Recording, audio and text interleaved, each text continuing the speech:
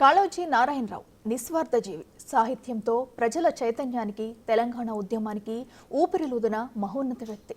ఒక్క సిరా చుక్క 1,00,000 మెదళ్లకు కదలిక అంటూ ఉద్యమమే ఊపిరిగా జీవించిన కాళోజీ స్మారకార్థం ఓరుగల్లుగడ్డపై ఓ కళాక్షేత్ర నిర్మాణానికి శ్రీకారం చుట్టింది గత ప్రభుత్వం. దశాబ్దం గడిచినా పూర్తి చేయలేదు. కాంగ్రెస్ ప్రభుత్వం మాత్రం అధికారంలోకి వచ్చిన 10 నెలల్లోనే కళాక్షేత్రాన్ని పూర్తి చేసి ప్రారంభించబోతుంది. తెలంగాణ సమాజానికి, ప్రత్యేక తెలంగాణ ఉద్యమానికి స్ఫూర్తిని నింపిన ప్రజాకవి కాళోజీ. ఆయన పేరుతో ఆయన సొంతగడ్డ వరంగల్పై కాళోజీ కళాక్షేత్రాన్ని నిర్మించతలపెట్టింది గత బీఆర్ఎస్ సర్కార్. 9 ఏళ్లుగా నిర్మాణ పనులు ఎక్కడికక్కడే ఆగిపోయినా 11 నెలల కాలంలోనే కాంగ్రెస్ సర్కార్ కాళోజీ కళాక్షేత్ర నిర్మాణం పూర్తి చేసి ఈ నెల 19న ప్రారంభించబోతోంది. అసలు కాళోజీ కళాక్షేత్ర నిర్మాణంలో 9 ఏళ్లు జాప్యం ఎందుకు జరిగింది, దాని విశేషతలు ఏంటి తెలుసుకుందాం. వివక్షను వ్యతిరేకిస్తూ, అన్యాయం అణచివేతలపై తిరగబడుతూ తెలంగాణ ఉద్యమానికి స్ఫూర్తి నింపిన తెలంగాణ వైతాళికుడు కాళోజీ నారాయణరావు. మలిదశ తెలంగాణ ఉద్యమంలోనూ కాళోజీ నింపిన ఉద్యమ స్ఫూర్తితో ముందుకు వెళతామని గత మాజీ సీఎం కేసీఆర్ బహిరంగంగా ప్రకటనలు చేశారు.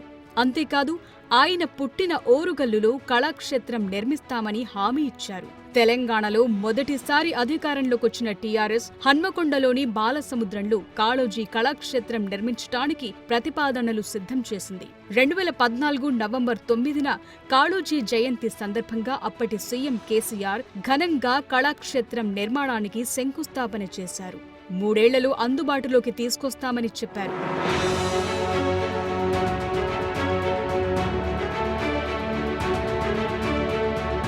మాటలు కోటలు దాటాయి, హామీలు అటకెక్కాయి. 3 ఏళ్లన్న గడువు దాటి కూడా 7 ఏళ్లు దాటింది. కానీ కాళోజీ కళాక్షేత్రం విషయంలో అడుగు ముందుకు పడలేదు. ప్రతి సంవత్సరం కాళోజీ జయంతి వేడుకలు నిర్వహించటం, త్వరలోనే కళాక్షేత్రం ప్రారంభిస్తామని ఉపన్యాసాలివ్వటం, 9 ఏళ్లుగా ఇదే సీన్ రిపీట్ అయింది. మేధావులు, ఉద్యమకారులు ఆగ్రహం వ్యక్తం చేయటంతో అప్పుడప్పుడు సైట్ విజిట్ పేరుతో హంగామా చేసేవారు అప్పటి టీఆర్ఎస్, ఇప్పటి బీఆర్ఎస్ నేతలు. త్వరలోనే సీఎం చేతుల మీదుగా ప్రారంభం చేస్తామంటూ ప్రకటనలిచ్చేవారు. కావాలంటే అప్పట్లో, అంటే బీఆర్ఎస్ రెండోసారి అధికారంలోకొచ్చాక ఓ నేత మాట్లాడిన మాటలు వినండి. కాళోజీ గొప్ప చరిత్రను రాబోయే తరాలకు అందించే విధంగా వారి జీవిత చరిత్రతో పాటు ఇక్కడ కౌలక కళాకారులకు ఒక నిలయంగా ఈ కళాక్షేత్రం పనిచేస్తుందని కూడా ఈ సందర్భంగా తెలియజేసుకుంటూ, మరి ఈరోజు ఆ పనులన్నిటిని కూడా వేగవంతం చేయాలి. మరి రాష్ట్ర అవతరణ దినోత్సవం లోపే ఈ కార్యక్రమంతో కూడా ఈ కళాక్షేత్రం అంతా పనులు పూర్తి చేయాలని చెప్పి శంకుస్థాపన చేసింది 2014. ఇప్పుడు మీరు విన్న బీఆర్ఎస్ నేత వినయ్ భాస్కర్ మాటలు 2023లోవి. అది బీఆర్ఎస్ నేతల చిత్తశుద్ధి. వీరి నిర్లక్ష్యం, అలసత్వం వల్ల చాలా నష్టమే జరిగిందని చెప్పాలి. ఎందుకంటే కాళోజీ కళాక్షేత్రం నిర్మాణానికి 4.5 ఎకరాలు కేటాయించిన ప్రభుత్వం 50 కోట్ల అంచనా వ్యయంతో పనులు మొదలుపెట్టింది. కానీ ఆ తరువాత నిధుల విడుదల లేదు. దీంతో ఎక్కడి పనులు అక్కడే మధ్యలోనే నిలిచిపోయాయి. శంకుస్థాపన జరిగిన 8 ఏళ్ల తరువాత, అంటే 2022లో నిర్మాణ పనులు కాకతీయ అర్బన్ డెవలప్మెంట్ అథారిటీ తీసుకుంది. 8 ఏళ్లు కావటంతో అంచనా వ్యయం కూడా 85 కోట్లకు పెరిగింది. లేదంటే పెంచారు.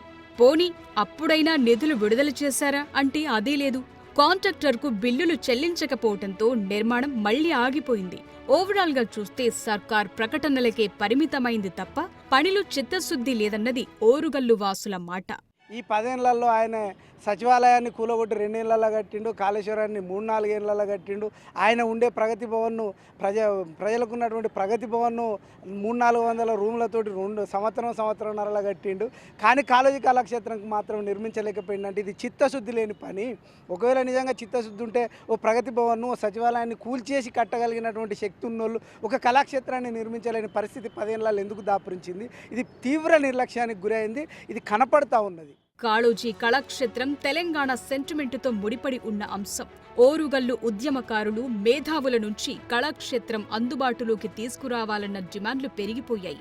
ఇంతలో బీఆర్ఎస్ ఓడింది, కాంగ్రెస్ గెలిచింది. అధికార పగ్గాలు కేసీఆర్ చేతుల నుంచి రేవంత్ కందాయి. 45 కోట్ల పెండింగ్ బిల్లులను వెంటనే రిలీజ్ చేశారు. దీనికి తోడు నిర్మాణ పనులను స్థానిక ఎమ్మెల్యే నాయని రాజేందర్ రెడ్డి నేరుగా పర్యవేక్షించారు. దీంతో 10 ఏళ్లలో కేసీఆర్ చెయ్యలేని పనిని జస్ట్ 10 నెలల కాలంలోనే రేవంత్ చేసి చూపించారు. అక్టోబర్ నెలలోనే నిర్మాణం పూర్తి చేసేశారు కూడా. ఇప్పుడు ప్రారంభోత్సవానికి సిద్ధమైంది కాళోజీ కళాక్షేత్రం. రేవంత్ రెడ్డి గారు రాగానే ఈ కళాక్షేత్రాన్ని విజిట్ చేసి దీన్ని పూర్తి చేయడం అనేది ఒక లిమిటెడ్గా 8 నెలల్లో కంప్లీట్ చేసి దీని ఇనాగరేషన్ డేట్ కూడా డిక్లేర్ చేయడం జరిగింది. సరే, కనీసం ఇప్పటికైనా కాంగ్రెస్ ప్రభుత్వాన్ని ప్రజలు ఎన్నుకున్నందుకు మరి వరంగల్ కూడా సమగ్ర అభివృద్ధి చేస్తామని, హైదరాబాద్ తర్వాత దీన్ని 2వ పెద్ద నగరంగా చేస్తామని హామీ ఇవ్వడం జరిగింది. కేసీఆర్ డల్లా చేస్తాం, న్యూయార్క్ చేస్తాం అని చెప్పిండు, వాళ్ళు చేయలేదు. కానీ కాంగ్రెస్ నాయకులు ఇక్కడ 11 మంది ఎమ్మెల్యేలు ఈ జిల్లాలో ఉన్నారు కాబట్టి ఈ కళాక్షేత్రం ఏదైతే ఇనాగరేషన్ జరుగుతుందో అదేవిధంగా ఈ కళాక్షేత్రాన్ని ఇంత తొందరగా కంప్లీట్ చేసి వరంగల్ ప్రజలకు అప్పజెప్తున్నందుకు కూడా కాంగ్రెస్ నాయకులకు అందరికీ కూడా ప్రజల తరపున అభినందనలు తెలియజేస్తా ఉన్నాం. సీఎం రేవంత్ రెడ్డి చొరవతో మొత్తానికి దశాబ్ద కల సాకారమైంది. 95 కోట్ల వ్యయంతో 2 అంతస్తుల ఈ భవనాన్ని నిర్మించారు. కళాక్షేత్రంలో కాళోజీ స్మృతులను తెలిపే ఫోటో గ్యాలరీ, అత్యాధునిక సౌండ్, లైటింగ్ సిస్టమ్ ఏర్పాటు చేశారు. మొదటి అంతస్తులో ఆర్చియం, ఫ్రీ ఫంక్షన్ ఏరియా, వంటగది, 2వ అంతస్తులో కాళోజీ నారాయణరావు వస్తువులతో ఆర్ట్ గ్యాలరీ ఏర్పాటు చేశారు. కాళోజీ రచనలతో గ్రంథాలయాన్ని ఏర్పాటు చేశారు. ఇక కళాక్షేత్రం ముందు కాళోజీ కాంస్య విగ్రహం ఏర్పాటు చేశారు. 1100 మందికి పైగా కూర్చునేలా భారీ ఆడిటోరియం, అత్యాధునిక టెక్నాలజీతో కూడిన స్క్రీన్ ఏర్పాటు చేశారు. మొత్తంగా చూస్తే కాళోజీ క్షేత్రం ఇప్పుడు తెలంగాణలో మరో ఆణిముత్యం కాబోతోంది.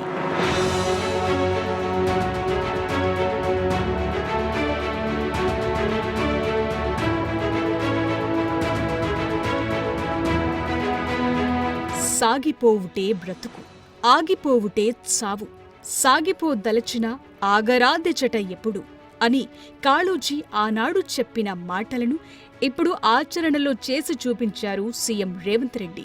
అందుకే ఇప్పుడు సర్వాంగ సుందరంగా ముస్తాబై ప్రారంభోత్సవానికి సిద్ధంగా ఉంది కాళోజీ కళాక్షేత్రం.